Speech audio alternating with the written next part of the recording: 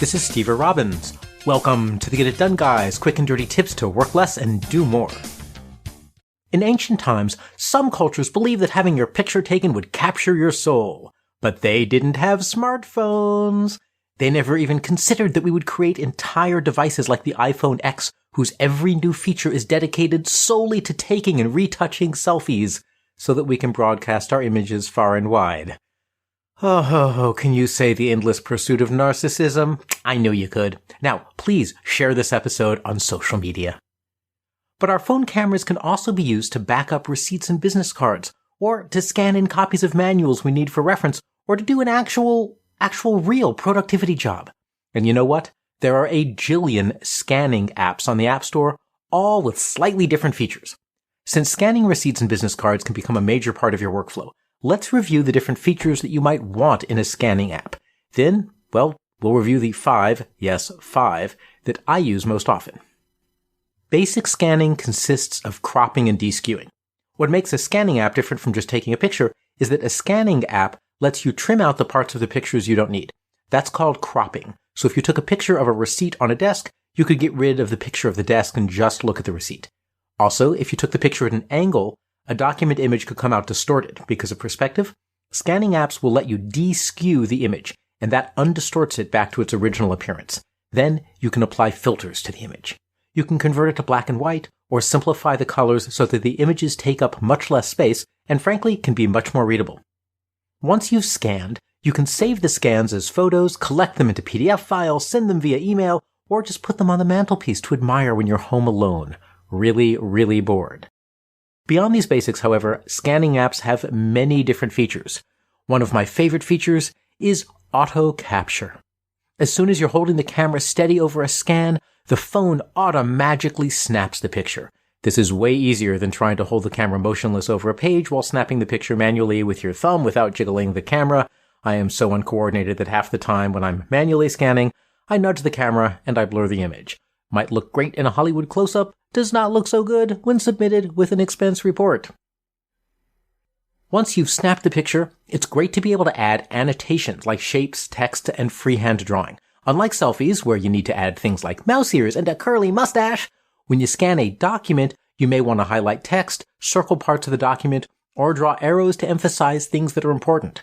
When scanning a contract, for example, you might just want to put an arrow pointing out the clause that says you are entitled to your counterparty's firstborn child. It's always good to be able to look at a contract and know that you remembered that particular clause. Signatures are important too, because while most apps that support signatures will let you draw freehand curves, some specifically let you store images of your signature and then stamp those on documents. If you plan to scan documents and sign them, you want a scanning app that supports signatures. Some apps store a copy of the original image even after you've cropped and filtered it. Now at first this seemed extremely wasteful, and then I realized that sometimes I really do want to go back and change how the image is cropped or alter a filter because I don't notice a problem until way after saving the scan. And if I don't have the ability to go back and change it, I have to do the scan again. Handle warped images. All good scan apps support deskewing images that you take with perspective, but there's one, Docker, D-O-C-R, which can deskew with curves. So if you're scanning a page from a book and the pages have curves because of the bookbinding, Docker figures that out and it will still correct the image. This would make it my favorite app, except that it doesn't support auto capture and several of the other features that I mentioned in this episode are also missing. Super sharp images. If your hand shakes a bit or if you want to scan documents with crystal clarity, TurboScan Pro is a scanner that can take 3 separate pictures of what you're scanning and it combines those pictures for the sharpest image possible. Now with all of the iPhone models prior to the iPhone 7, camera resolution was low enough and shaky enough that TurboScan's abilities really made a big difference. With the 7, however, the high resolution and camera quality have reduced my need for TurboScan, but I keep it around just for those really important documents. Pin protection. Some scanning programs let you protect the app with a numeric pin. Now that doesn't necessarily encrypt your documents, but a pin does provide protection from someone who might be a casual snooper if you lose your phone and it's still unlocked. If you scan legal or personal documents, pin protection is the minimum security that you want. Pin protection keeps people out of the scanning program. There's also password protecting your PDFs. Password protection of PDF files lets you protect your scanned documents from prying eyes because it encrypts them. When you export your scan as a PDF, It's encrypted and it requires a password for anyone to open. If you're scanning sensitive information like account statements or medical records or prescriptions, you really want the ability to password protect your PDFs. In some apps, PDF passwords are only added when you export the PDF file. In other apps, as soon as you add a password, you even need that password just to open the scanned document within the scanner program.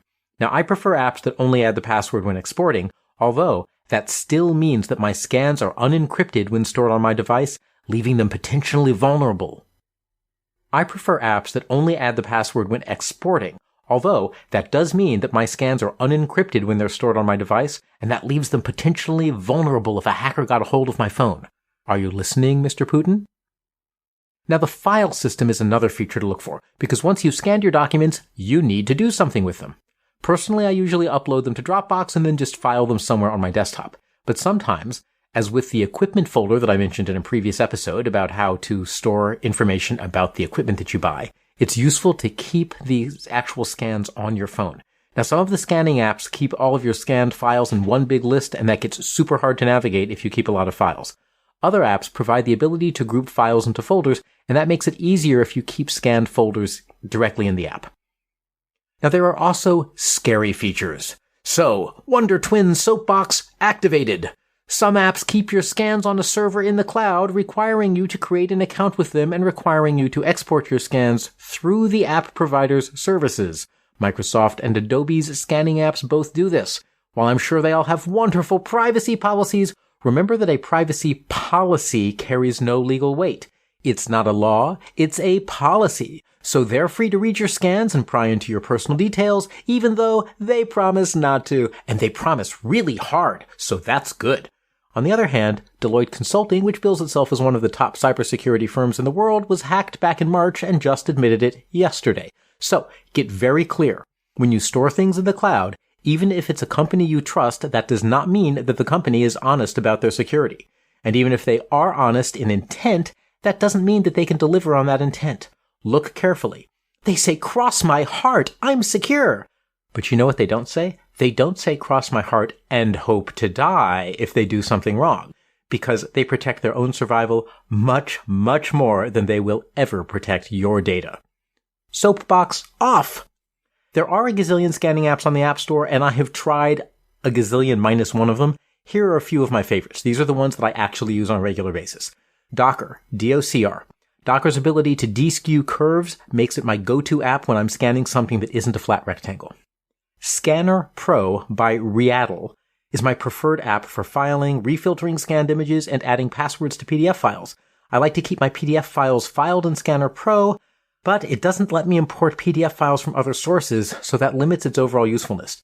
Rachel's solution is to import your PDF into their other organizing apps, but then you can't go back and refilter your scans and recrop them, so frankly, that's a pretty poor solution. As I mentioned before, TurboScan Pro is what I keep around for when I need to take and combine multiple images so I want really clear scans. I use TurboScan for legal documents when every single letter counts. The built-in iOS 11 Notes app, it turns out, does scanning. It also does deskewing, and it preserves originals for refiltering. Plus, you can password protect the notes that you embed the scanned document in. I like it, but the scanned document is kept inside of a note. It can be exported as a PDF file, but it's kind of weird that it lives inside a note.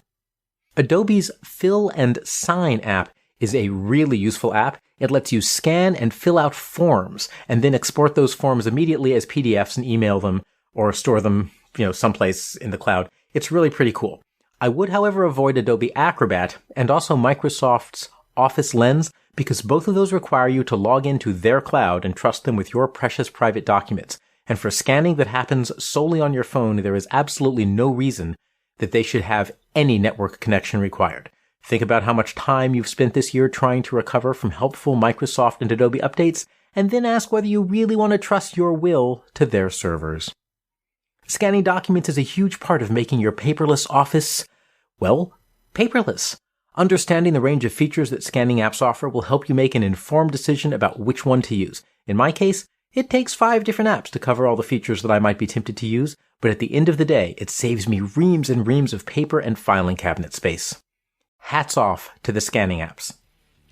I'm Stever Robbins. Follow Get It Done Guy on Twitter and Facebook. I give great keynote speeches on productivity, living an extraordinary life, and entrepreneurship. Find me at steverrobbins.com or join my personal mailing list by texting Get It Done to 33444. Plus, you'll get a free copy of my secret book chapter on how to build relationships that help you succeed. Work less, do more, and have a great life.